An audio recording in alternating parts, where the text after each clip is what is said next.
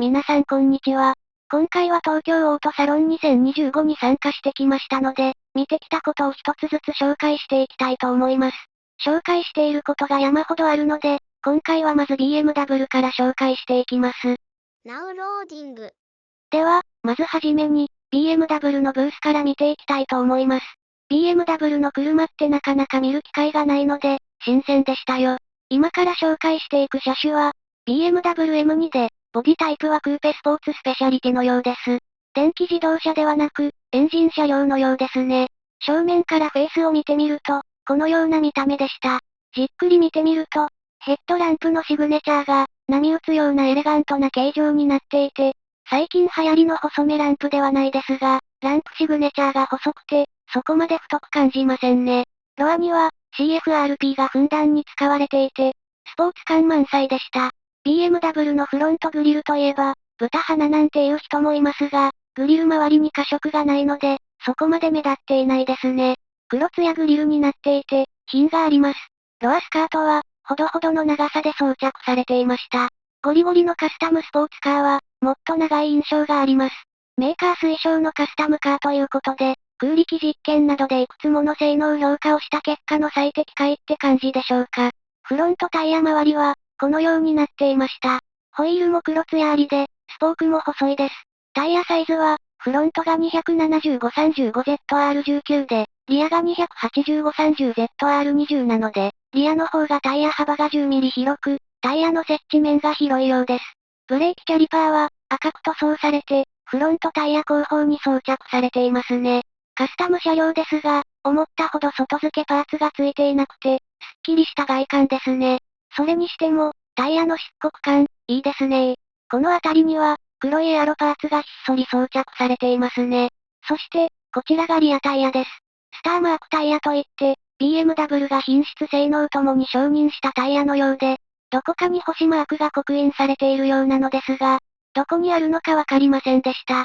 リアは、小さめのブレーキキャリパーがタイヤ前方についていますね。そういえば、この車両の駆動方式は、肉の FF 車のようですね。なので、駆動するフロント側のタイヤの方が、赤いブレーキキャリパーが大きいのかもしれませんね。リアは、フロントランプと似たようなシグネチャーランプが採用されていますね。ではでは、詳細を見ていくと、エキパイフィニッシャーが4つも装着されていて、スポーツカーというよりも、ロケットですね。ロア周りは、炭素繊維強化プラスチックが所々に付けられていますね。そして、リアランプ近づいて見てみると、カメラ越しでもくっきりと赤いシグネチャーが見えますね。リアウィングは、台形形状で、バックドア一体構造ですね。車幅規制を気にかけなくていいデザインですね。そして、ルーフを見てみると、ここにもエアロパーツがひっそり装着されていました。ルーフからほとんど隙間ないですけど、これでも効果が期待できるのは、驚きです。では、内装を見ていきたいと思います。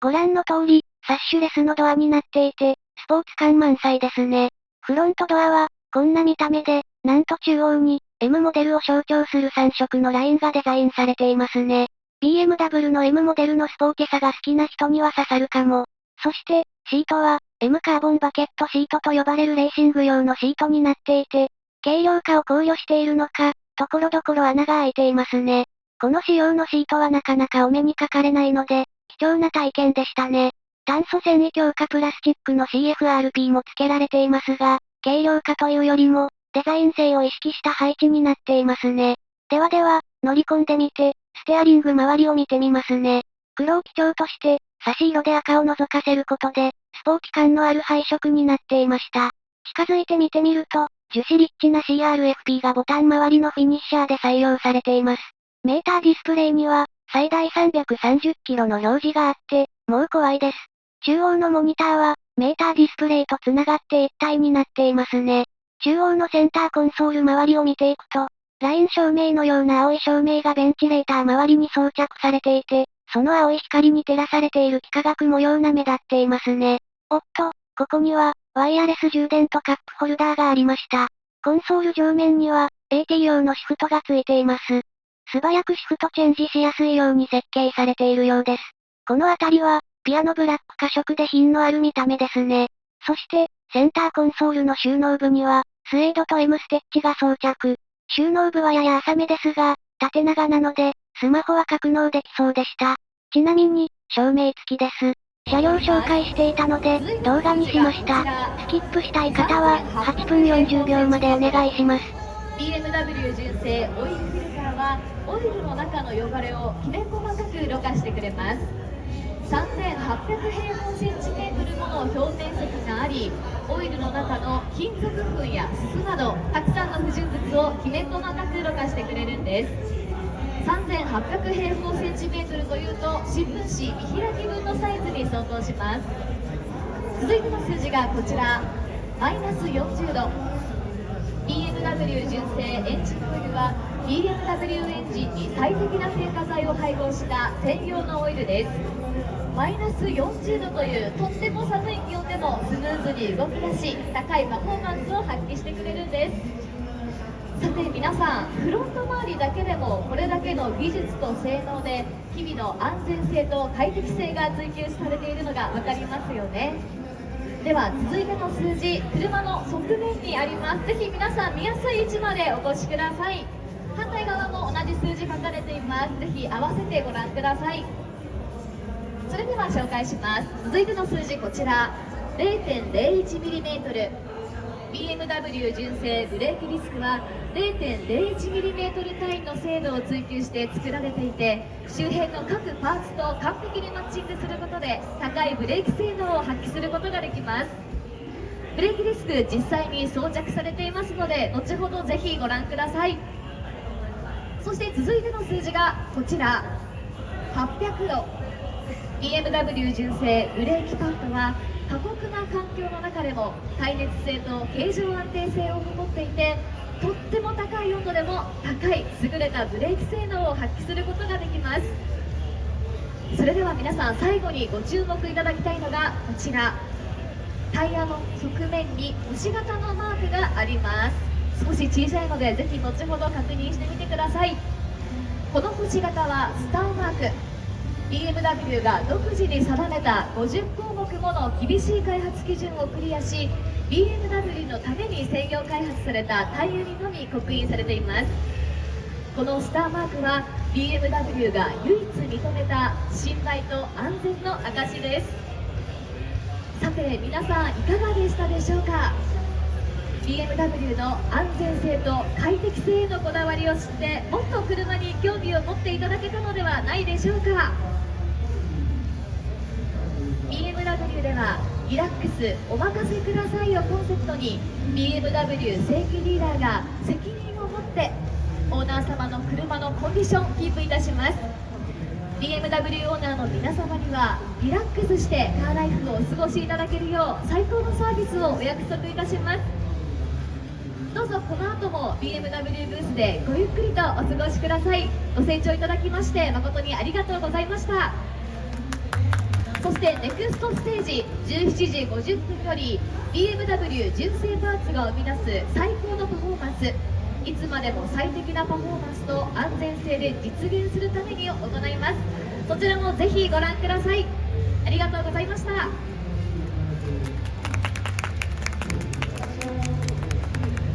続いて、こちらは、M4 のコンペティション M クスド RIVE の M パフォーマンスパーツ装着車両です。お姉さんがいて、目が泳いでしまいますね。ちなみに、今めっちゃカメラマンが左横にたくさんいて、すごいことになっています。正面から見ると、カラー配色が複雑で少し目が泳いでしまいますね。近づいて見ていきたいと思います。よく見てみると、このブラックなところはマット調になっていて、しっとりしています。そのためか、CFRP のリッチな樹脂層の艶が目立ちますね。一方で左側のブリリアントホワイトのような白いボディ部は艶が出ていますね。フロントグリルは黒艶が出ていて、どうまとめて表現していいのかよくわかんないですね。パフォーマンスパーツでスポーツ仕様に贅沢にカスタムしたっていう感じですね。実際この青色の部分は、レース車両を象徴する外観であることは間違いない。フロント側のヘッドランプは、シャープに白い縦筋が2つ入ったデザインになっています。続いて、お目当てのタイヤを横から見てみます。ブレーキキャリパーは黄金のような色になっていて、タイヤ後方にがっちりついてますね。赤色のブレーキキャリパーも多いですが、黄金色のブレーキキャリパーも素敵です。ホイールはやや艶があるような見た目になっていますが、近づいて確認してみましょう。行ってみてみると、マットな黒ですね。フロントタイヤのサイズは、275-35ZR19 でした。ディスクローターには繊維が埋め込まれているのかと思ったんですけれども、ひび割れっぽい見た目ですね。何か意図があるんでしょうかね。ロアスカートは、大胆に CFRP でリアまで繋いでいました。フェンダーにもおしゃれにワンポイントつけています。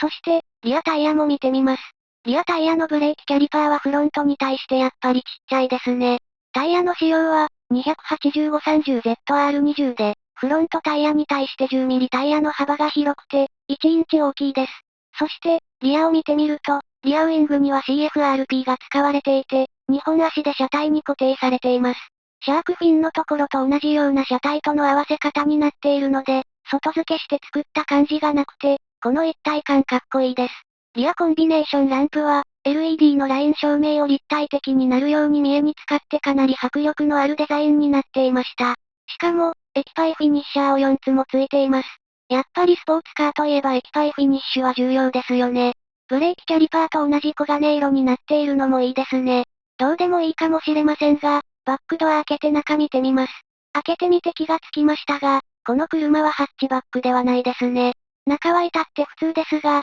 やはり高級車ということで、樹脂むき出しの部分はほとんどないですね。強いて、樹脂がむき出しだったところを挙げるとすれば、バックドア施錠用のストライカーのある後端部分だけでした。というかこの車そもそもストライカーすら見せないっていう素晴らしさ。車内も外装に負けないくらい、スポーティでしたよ。ステアリングには CFRP の加色が装着されていて、バトルシフトもついているんですけれども、そのパドルシフトもクファープで作られていました。私だけかもしれませんがなんだか、トヨタのスープラの内装を見ているような気がしてならない。いやむしろ、スープラが BMW を模倣しているのか。皆さんにはどう見えますかね？特に注目していただきたいのは右側についているスイッチ群ですね。こんな感じのスイッチがスープラにも同じ位置についていたような気がします。フロントドアを見てみると、この車はサッシュレスドアになっていました。やっぱりスポーツカーといえばサッシュレスですよね。ドアコーナーの三角部にはツイーターが装着されていて、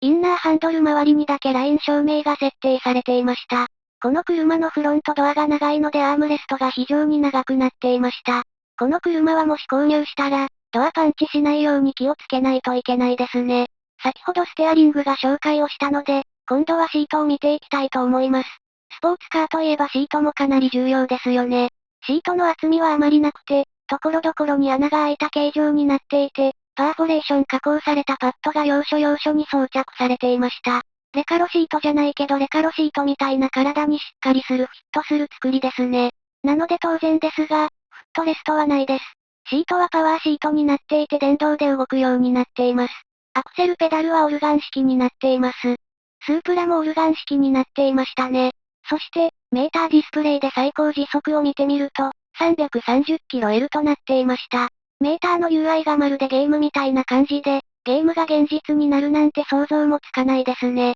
こうして内装を見てみると、先ほど紹介した BMW M2 の内装に似ているところが多いです。今更ですが、BMW M2 と M4 の違いをまとめてみると、M4 の方が、最大出力と最大トルクが大きくて、M4 は0-100が3.4秒ですが、M2 は4.0秒です。リディキュラスな走行時のダイナミックパフォーマンスを体感したいということでしたら、数字の大きい M4 の方が断然良いということですね。もちろん、車両価格は高くなってしまって1000万を超えますね。むしろまだ1000万円ちょっとで買えるぐらいなので、私は全然買えそうにはないですが、少しお手頃感さえ感じれてしまう。日産の GTR も1000万円くらいがスタート価格ですが、BMW はおしゃれ感がないそうだと強めですね。フロント側の照明は、やっぱりおしゃれな外観ですね。照明のこだわりが異常に高いですね。そして、この車両は2ドアになっていますが、4シートになっているので、リアも見てみると、窓ガラスの開口は非常に大きくて、後方が見やすくなっています。まさにレースのための車って感じの作りですね。人が通った時の大体胸あたりが見えるぐらいの高さであることがわかります。続いて、BMW i5 タワーイング M60 クスドリブの M パフォーマンスパーツ装着車両です。フロントフェイスは、BMW を象徴するよく見るデザインですが、M パフォーマンスパーツがつくと、雰囲気少し変わりますね。ボディカラーがレッドで、スポーツ感を引き立てていて、アイゴ特有のエレガントさは外装面ではやや抑えめな感じがします。このアイゴのフロントグリルは、確か自動開閉するタイプで、M モデルですが、電気自動車のようです。ブラック塗装と CFRP の組み合わせは、相性が良いですね。ヘッドランプは2つ大きなライトがついていて、そのライト形状に合わせて、シグネチャーを設計していますね。横から見てみると、ヘッドランプ内部の部品ラインを活かして、ボディに黒いラインを装飾しています。タイヤは、黒ツヤ感はなくて、マットな外観ですね。ホイールのスポークがユニークで、目立ちますね。ブレーキキャリパーは、ボディ色に合わせたレッドで、タイヤ後方に装着されています。興味深いのが、ディスクローターに円形のくぼみがついていて、穴が開いていませんでした。フロントタイヤのサイズは、255-35R21 ですね。後ほど、リアタイヤともサイズ比較をしてみたいと思います。ディスクローターのくぼみをアップするとこんな感じです。ブレーキパッドの圧力に負けないように、穴を開けられなかったのでしょうか？フロントタイヤからリア側を見てみると、リアホイールがマットなので、いい意味で浮いて見えていて、ホイールが目立っています。では、リアタイヤも見ていきます。ブレーキキャリパーは、フロントよりも小さめで、タイヤ前方に装着されています。そういえば、ホイールアーチとリムもタイヤ周りのボディについていなくて、タイヤ周りすっきりしていますね。リアタイヤのサイズは、285-30R21 でして、フロントよりもタイヤ幅が 30mm も広いです。リアは、フェンダーに M パフォーマンスのロゴがついていて、フロントから黒い筋が繋がっています。リアコンビネーションランプは、20ラインで表現されていて、中央までは繋がっていないですが、遠目に見ると、なんだかクラウンスポーツみたいな目つきのリアコンビネーションランプですね。先にラゲッジ周りを見てみると、トのカバーよりも下側の範囲は、ほとんど毛先太めの高級マットで仕上がっていました。絶対重くなってるでしょと思わず、突っ込みたくなる見た目でしたが、さすが高級車ですね。気を取り直して、リアの外装を見てみます。エアロパーツは、上部と下部についていますね。こちらが、先ほど紹介した、リアランプですね。1段目と2段目のランプのラインが同じ面上になくて、少し段差があるので、立体感がありますね。バックドアガラス周りには、CFRP が側部についていて、上部にはエアロパーツを装着。中央には、青い縁取りされた BMW エンブレムが装着。バックドアとボディの継ぎ目が段差になっていて、その段差に入り込むようにリアランプが設定されているので、取ってつけたような見た目になっていなくて、上品なリア外観ですね。リアロアは言うまでもなく、エアロパーツがついています。ふと思いましたが、CRFP だとチッピングによる傷つきの見た目は、ブラック塗装よりも良いんですかね？そして、リア周りの外装ですが、開かない窓ガラス領域が少し大きめな感じがしました。けどこれは後席の人の顔隠しのためですかね。では、豪華な内装も見てみます。ドアのアウターハンドルには照明がついています。この BMW の愛護は以前からずっと気になっていて、なかなか動画にできなかったので、今回初紹介ができて嬉しいです。びっくりするくらい豪華な仕上がりで、ラグジュアリーな見た目なんですよね。男性はスポーツ車として、女性はラグジュアリー感を楽しめるお得な車って勝手に思っています。シートから見てみると、シートは肩あたりを M スピリットを感じされるようなカラーになっています。中央は、パーフォレーション加工された比較を採用しています。触ってみた感じからして、PU 合皮か本革のどちらかって感じですね。これはよく BMW で見られるフットレストですね。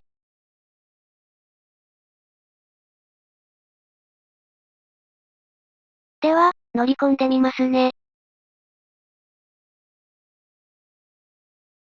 メーターディスプレイには、最大260キロの表示がありますね。この車両も十分化け物ですが、先ほどの最高速330キロの車両を比べると、少し高級意識の作りって感じがしますね。ステアリング周りは CFRP の過色はなくて、代わりに M 配色のステッチでステアリングの本革を縫製しています。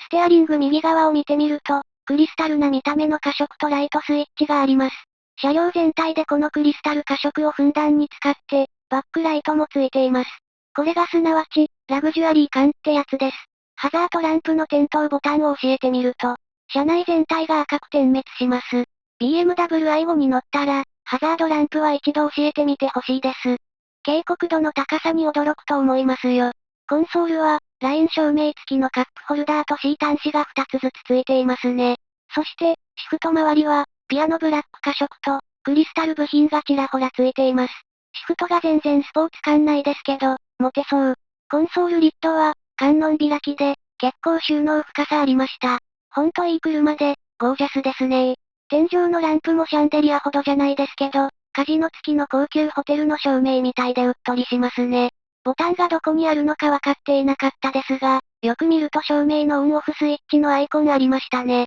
ちなみに、この車両はサンルーフ付きでした。お伝えし忘れていましたが、フロントドアの外観はこのようになっていました。サッシ付きのフロントドアですね。ドアにももちろんクリスタル褐色の照明が付いています。ドアのアッパー部にはこちらはおそらく合皮が設定されていますね。スピーカーも内蔵されていて、バウアース&ウィルキンスのツイーターですね。シートメモリースイッチは静電スイッチでの操作になりますね。今日のインナーハンドルは、指先で掴みやすいように指が触れる部分は太く作られていました。単純に豪華にしてるわけではなくて、ちゃんと機能面もいけてる作りですね。ドアアームレストのこのぬるっとしたシームレスな見た目いいですね。ドアポケットは青く光っていて、天然水を入れると青い水になりそう。ドアスピーカーグリルにはちょっと小さめでした。リアからも見ていきますと、ドア周りは、フロントドアと異なって、少しおとなしめな外観でした。特に照明や先ほどのクリスタルもないですが、代わりにスピーカーとスピーカーグリルが豪華でした。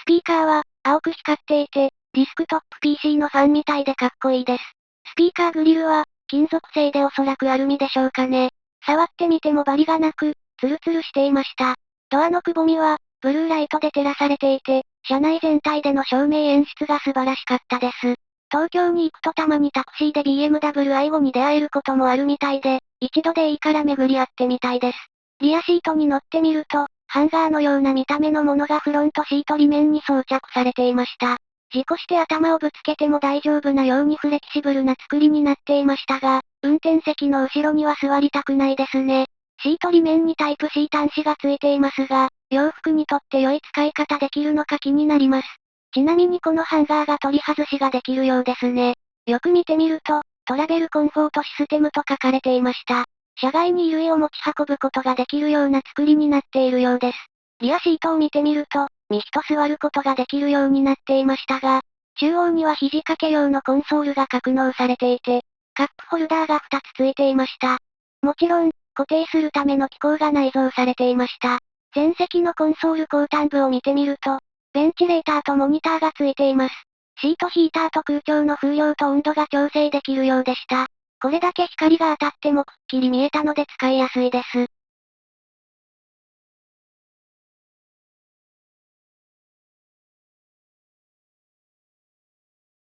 そして、助手席側には、なんと格納式のテーブルがありました。ということは、そもそも誰かに運転させて、助手席後ろに座る前提の作りなのかも。この仕様でスポーツモデルの必要性がわからないですが、スポーツ感と快適性の二刀流ってことにしておきます。というか、これだけ高級だと、もはや室内で飲み食いすることに非常に気を使いそうですね。並大抵の人はくつろげない。それほどにゴージャスな BMW i5 でした。先ほどのハンガーですが、引っ掛ける部分は格納されていました。